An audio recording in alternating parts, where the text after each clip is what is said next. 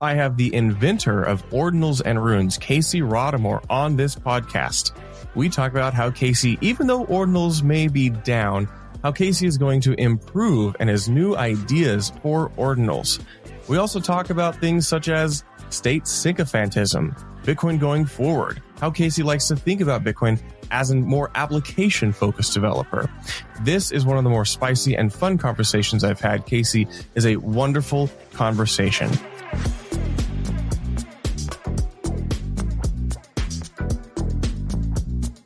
This conversation was recorded live at the Inscribing Conference at Bitcoin Vegas, a Bitcoin culture and arts conference.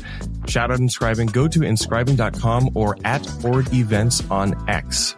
You're the Ordinals and Runes guy, but are you tired of talking about Ordinals and Runes by now? No, honestly, I'm very happy to talk about them. They're my babies. They're things I love about them. They're great. I still think they're fun. Every day I go to ordinals.com and I see what's kind of like been landing in blocks out of the mempool. Runes, I think, is interesting. I think everybody's sleeping on runes. It has this built-in 4-year hype cycle where, in 3 years, these like 1-letter legendary names are going to start dropping and people are going to realize like, oh shit, it's like like Runes has the halving too, except it's like the names. Is it every 3 months or so? Over the course of every 3 months, I believe the next shortest length of names starts to become available. So it started at like 12 characters and over the first 3 months, 11 character names, and then it'll be 10, 9, 8, 7, 3, 2, 1. And the final bloody battle over 3 months for the 26 1-character names. The Z rune. Who's going to get the Z rune, Charlie? Don't you have like the 13 Z rune? The sleepiest rune? Yeah, that unlocks for minting in 4 years, I always blame the failure. I always blame the lack of wild success of runes on the degens. I don't think that they're creative enough. I think I've given them a gift that requires some creativity to take advantage of with like clever names and clever memes. And they're just not good at it. They're just not good at it. We need a new crop of degens. Yeah. I mean, I also think there's a lot to be done with like Sats cards, for example, the ordinal Sats card.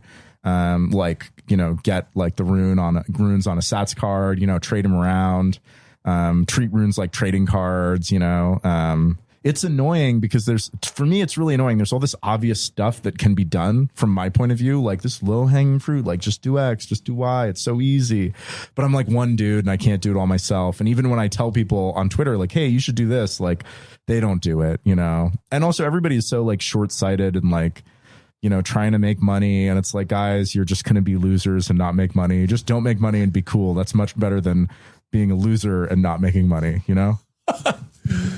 Being cool pays dividends, whereas being not cool and not making money doesn't pay dividends. Yeah, and isn't it all about the friends we make along the way? That's really what I tell myself. And so then, like, if you're cool and you have friends, you'll be pretty happy with things, even if your stupid shitcoin like just goes to zero. So maybe let's entertain a little bit of Boltard comment. I rarely do price talk, but like, oh yeah, okay, yeah, we're at 110 fucking K. Yeah, right. Now. Yeah. And it's surreal, but also at the same time, like Bitcoin is starting to feel kind of foreign to me. Do you get this sense as well? Not even a little bit. How so? Yeah, no, it's just, to me, it's all the same Bitcoin. It's always been number go up, number go down, adoption slowly happening. Like, yeah, no, it doesn't feel foreign to me. It literally feels like the same Bitcoin it's always been. And it's like, it's just more number go up. It's more people get adopted and things are kind of happening the way that I mostly would expect that they would happen. I've always thought that adoption would be very, very slow. Or maybe not always, I shouldn't say. Maybe when I first got into Bitcoin for like a year or two, I was like, oh yeah, adoption any day now. But then as you sort of start to think about it, adoption for use as money is really slow. Basically, if you want to use Bitcoin as an investment or a store of value, there just needs to be some people all around the world who are willing to buy it and sell it. And then when you want to buy or to sell it, you get on the internet, you get on some exchange, you get connected to those totally random people around the world that you buy and sell from. But if you want to use it as a money, like, listen, you have people that you like buying groceries from, that you like getting haircuts from. So it's not just you need anybody to use Bitcoin, it's you need those specific people to use Bitcoin. So in that way, I think it's just a much harder problem to solve for Bitcoin to become money. But yeah, and right now, some of the stuff which might feel foreign to people is adoption by nation states and Bitcoin starting to get sort of globally political, which I have been expecting like forever. I don't have any prediction on the outcome and exactly how it would go. You could see sort of rogue nations like Russia, China, North Korea. Yeah, adopting it because they want to like oppose the United States. You could see United States adopting it because they want to, get control of it, or they want to like some like super 5-head stuff, like they want to use it to back the dollar, or they know that these, authoritarian regimes are very heavily censorious of data and money. And so by making the rest of the world adopt Bitcoin, like China starts to have a lot of trouble controlling its economy if you can move money in like a global way, in a way that's recognized worldwide. Well, I mean, that over the internet. If you want to call back history, like when China banned Bitcoin mining back in 2021, when they actually banned it. Okay. And the precursor to that was they would like fake ban it. And but I understand that a lot of that was just really due to capital flight. Chinese were pulling their wealth out of China through Bitcoin as like that was the real reason, not the smoke and mirrors on Bitcoin mining. Right. So your point has been demonstrated historically, and I think it continues to this day. At the conference, we have a who's who of politicians. Yeah, right. Yeah. This time last year, and that's not surprising. Like we got a pro Bitcoin, pro crypto, whatever. Mm-hmm. He's a pro something president. Yeah, he's pro something. when you figure out what it is, let me know. I don't think he's anti Bitcoin. He's trying to figure out what he's for. So it's not surprising me that we have abundant political representation, but this time last year you had a kick-ass line. What did I say? You said on the main stage, quote, in response to Bitcoiners appearing to start to feel a bit sycophantic. You said, well, we're like, just the Bitcoiners are like, oh, well, like spit in my mouth, daddy. Yeah. It's a good line. Thank you. And it was like this time last year, I invite you to reflect on and peel apart this little thought which you interjected a year ago. Yeah, well, I mean, I think, ultimately, I think politics is very stupid. Like this is just something that's come up over and over in my own life, and like navigating politics and navigating the internet and the internet is a space where people do politics. I actually think paying attention to politics is really stupid as an individual. I think it's a waste of time and energy because you can't actually affect it. Like the way that you vote doesn't matter unless you like stuff the ballot box and vote like 100,000 times. Your vote just literally does not matter. If you ask me, if you know that I voted, there's no way for you to tell how I voted, whether I voted for candidate A, candidate B, or I didn't vote. And that's the hallmark of something that didn't matter. If you can't tell the way that the world is after it happened, it doesn't matter. So this is the first thing that I want to tell people is politics is stupid and you should do more important things, and you should not like let it give you any headspace. Your headspace should be about your hobbies, your work, your friends, your family, all those things. And the less I pay attention to politics, the happier I am. Now, okay, fine. I'll get like political. Yeah. I mean, the state has a lot of power, and that power both corrupts the organs of the state as well as the people who come close to the state, right? Because it's really unappealing to work hard and make an honest living when you can just get cozy in the halls of power and try to get yourself close to the money printer, right?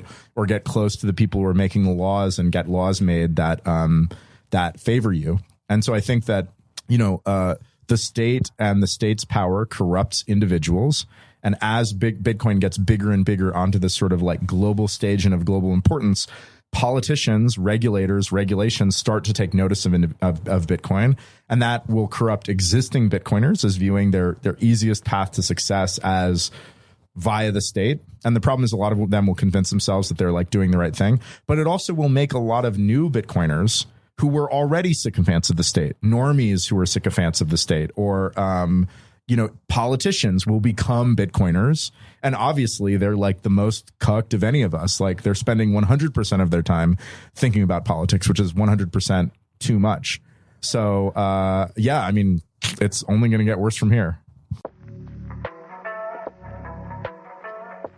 Hey, Will here with Blockspace Media. Did you know that we have individual feeds for all our shows? If you're watching the Mining Pod, Bitcoin Season 2, or the Court Show, be sure to check out the individual feeds. You can find them on your podcast player of choice, whether that be Spotify, Apple, YouTube, etc. Just type in Blockspace Media and you'll find all our shows pop up, or just type in the individual show name like the Mining Pod or Bitcoin Season 2. Be sure to hit that subscribe and give us a 5-star rating so we can continue to bring you the best content in Bitcoin.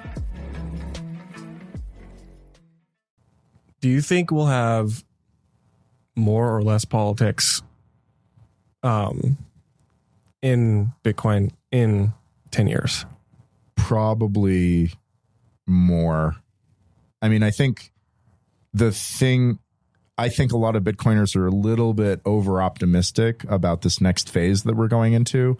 Like, they sort of view Bitcoin as being this unstoppable thing, this unstoppable power. You know, nobody can stop it, nobody can censor the chain. But we're talking about like governments, right? And governments are really, really powerful.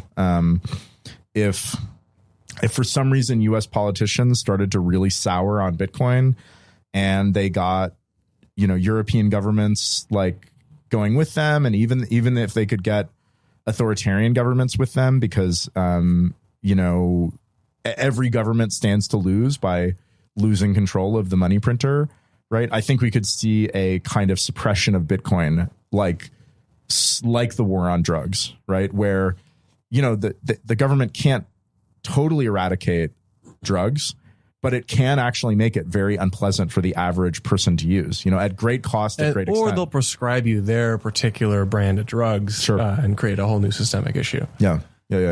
And also, I mean, we see stablecoins being incredibly... what do you think about stablecoins? I mean, I think stablecoins are good. I mean, like, good money is useful, and I don't like the dollar in a lot of ways, but the dollar is clearly better than a lot of other currencies, and it's not even close. I mean, you look at a lot of other currencies, they're just absolutely terrible. And so I am greatly in favor of people in, you know, underdeveloped countries being able to bypass their own shitty financial system and get access to the dollar, which is way, way better than their existing currencies. And I just understand the reality is that they don't want volatility. And okay, the dollar inflates at like, you know, 2 to 10% annually, like whatever it is, but their currency inflates at like 10 to 50% annually. You know what I mean? So it's good. And it expands like demand for dollars. It does mean that the dollar, I feel like the more expansion of dollars there are, the riskier the dollar becomes.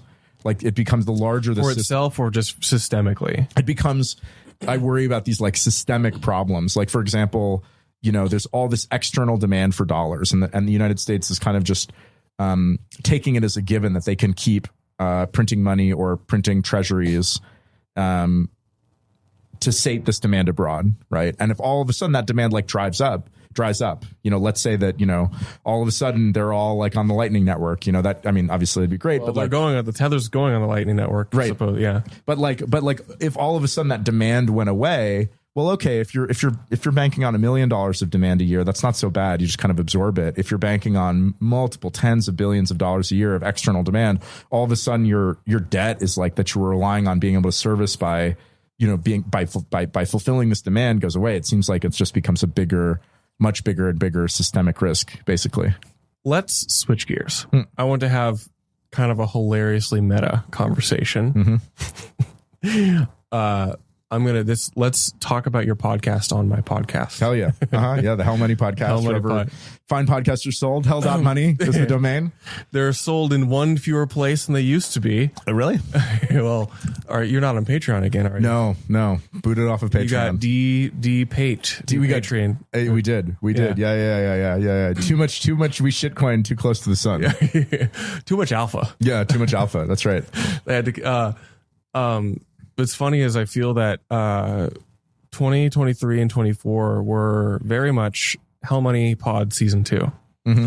But since then, you guys have finally been able to, you and Aaron have finally been able to extricate yourselves from talking about ordinals and runes all the time. And you've branched into what I would call more interesting esoteric topics. Yeah, we're going down the esoteric wisdom route. I mean, Aaron is a spiritual lunatic, I would describe, but I find her beliefs very like fun and like charming and like fun to riff on. So like, I don't have my normal like atheist, like Reddit atheist, like, well, like I don't even think there is a yoni chakra or whatever. So yeah, it's fun. And I've also been, I'm working on numerology for the sets, Chinese numerology. I was hoping you'd bring this up, which is the wildest thing ever. Yeah. I don't even know what kind of questions to ask. Explain to the listener and to the Ordinals Legions who all tuned in at this very moment. Yeah. What's going on? So, I mean, this actually was a thought that I had a long time ago, right in the earliest versions of Ord. I don't remember if I had this or some other SAT attribute, but I had other SAT attributes based on the number. Beauty component. It was like aesthetic. You said like pleasing system. I don't even remember. Yeah, I don't remember. But I did think of this a long time ago. I would sum up the number of 8s and subtract the number of 4s, and that would get you a Chinese numerology luck score, because 8s are generally lucky in Chinese culture. 4s are generally unlucky. But I started to do research on this. I was like, okay, I'm just going to figure out blah, blah, blah, do this luck score.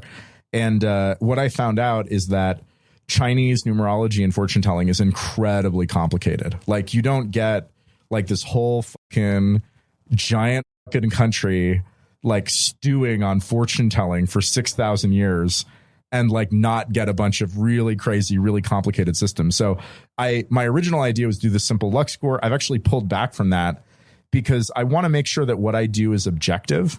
So instead of create this like subjective thing that, you know, Chinese people or masters of Chinese, like different kinds of numerology will be like, actually that's bullshit. I want to find the objective things and bring those to the surface so people can do their subjective interpretations. So one thing I'm going to do is, actually the thing I'm most interested in at the moment is sort of a SAT-based fortune telling, that you ask a question and you have to, it's going to be answered by a SAT in your possession, and you wait for the next block, and the next block provides the randomness. And from that, it uses probably the I Ching, which is a system of like hexagrams. Which is where binary comes from or something? I don't know if binary came from the I Ching exactly. They both use things that look like binary. Yeah. And then you get a series of hexagrams, and then you interpret those hexagrams according to the I Ching. So it gives you the objective part, the list of hexagrams, and then you interpret it. Another idea I'm thinking about doing is every block will have a permutation of the tarot deck. Okay, I'm conceptually familiar. Yeah, so that every block you'll get a new permutation of a tarot deck, and so that you can give yourself a reading. So you can think about what you want to ask, and then you get the deck, and then you can give the reading. Is not like creating transactions or getting sats back, isn't that not kind of deterministic though? So the randomness would be based on the block hash. The block. Okay, header. so it'd be block hash based. Okay. Yeah. But it would be in combination using either no sat as a seed or a sat in your possession of the seed. And the idea is that the sat in your possession is a little bit more personalized. Interesting. Yeah. So you could ask maybe questions not related to you. That's right. I mean, for that, you might want to use the pure block based fortune telling method. Yeah. I mean, my goal with this is, I think, actually like expanding the cultural sphere is very interesting. Like, people, if Bitcoin is going to be around for hundreds of years, which we all hope it will be, people will integrate it into their like spiritual and religious practices, spiritual, religious, and cultural practices, in the same way that they've integrated money into their spiritual, religious, and cultural practices. Hell money. Yeah. And hell money is this paper money that is burned in Chinese ancestor veneration to provide money to their spirits in the afterlife. And so people always want me to do like tech things. They're like, oh, Casey, like create some new protocol, or Casey, add some like degeneracy to. I need to gamble more. Yeah, I still have money I need to give away. Exactly. Or like, oh, add some feature to runes that like makes it more degenerate. Like, let us mint runes on demand, or weird bullshit. But I'm like, I don't know. I actually think that maybe I can do some interesting work trying to expand Bitcoin in the cultural sphere. Like, imagine if like every like Astro Ho out there was like dying to get a sat, like a semi-personal how sat. many nodes we could spin up because of that. Yeah, and they want it because they want to be able to do sat-based divination. You know, imagine if you get a sats card with some lucky sats on it and a red envelope for your... Yeah, I mean, these are like such powerful things, you know, and they don't require any technical design. I mean, a little bit of technical design. Really what they require is like research into different spiritual cultures, and then me trying to faithfully like create code that implements those things in a way. Like my goal is so that like an I Ching master can look at the way that the math derives the hexagrams to perform the sort of interpretation on and go like, yeah, that makes sense. You know what I mean? It's really interesting because divination, like this might be oversimplification, but divination like implies you have some kind of external determinism that when you interact with it, it tells you something back to you. Mm-hmm. Bitcoin has that interesting like external level determinism because if you want to get down to it, it's down to the electrons in the silicon that produce that nonce within the field and then the hash. Mm-hmm. And from that, we can derive all sorts of wild divination schemes. Absolutely. Do you think you'll ever is this still just concept based? Do you think you'll ever ship something like this? Oh, the divination stuff? Yeah, actually Oh yeah, no, I want to put it in Ord. Yeah.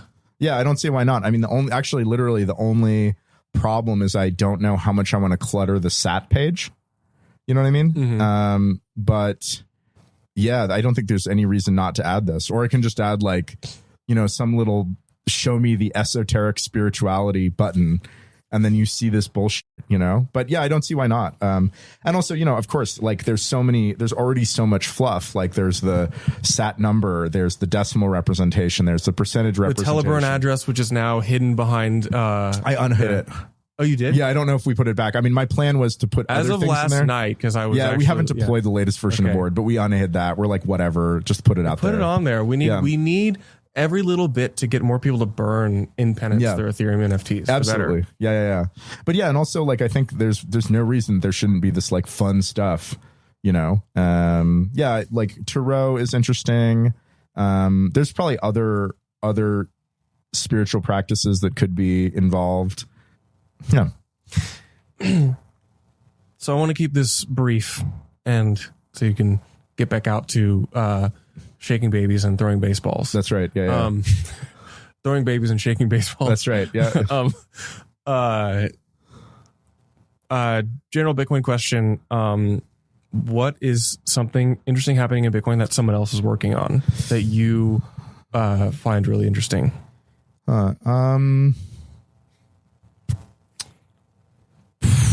Man, I don't know.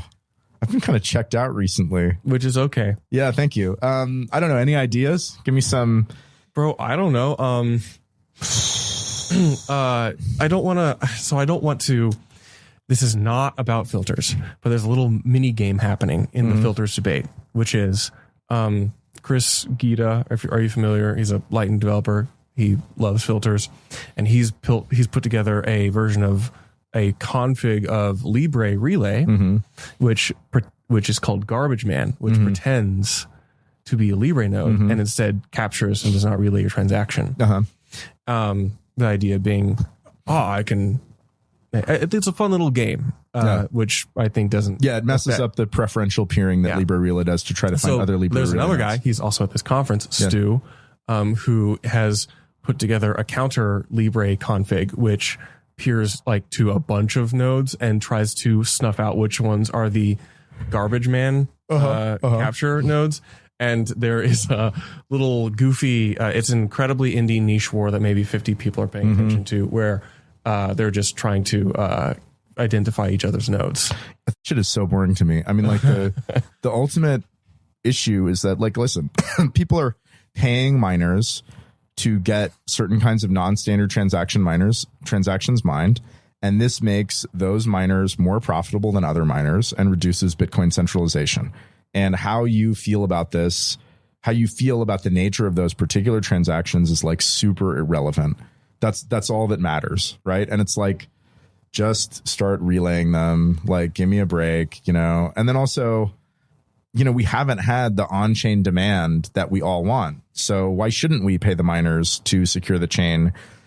Why shouldn't the degenerates pay the miners to secure the chain? Like, that's not a problem. That's good, right? Yeah. So yeah, like, I don't know. I mean, God bless their little hearts with their little game of cat and mouse. Yeah, I don't want to dwell on Opportune. It's an exhausted, fraught subject now. Yeah. I like to say, please press out my JPEGs. I don't want to have to be putting JPEGs on Bitcoin as the base economic security for the rest of the time. I would like it to become more money-like. Yeah, just use it as money, and then it'll price out the JPEGs. Like, easy. Yeah, that's like, really, it's that simple. Yeah. Any final thoughts? You're not on many podcasts. Yeah, dude. I don't know. I mean, everybody should log off Twitter and touch grass. And all the cool people in this space, they have lives outside of this space. Oh, yeah. And all the people in the space who are like the worst, they think this space is all there is. It fills up their entire day, their entire life. So just like chill out, go talk to some people, go take a walk, read a book, get into a hobby, like that's my advice. Read a book that's not about Bitcoin. Yeah, very much so. Yeah, definitely. Yeah. Casey Rodarmor, thank you so much. Thank you for having me, bro.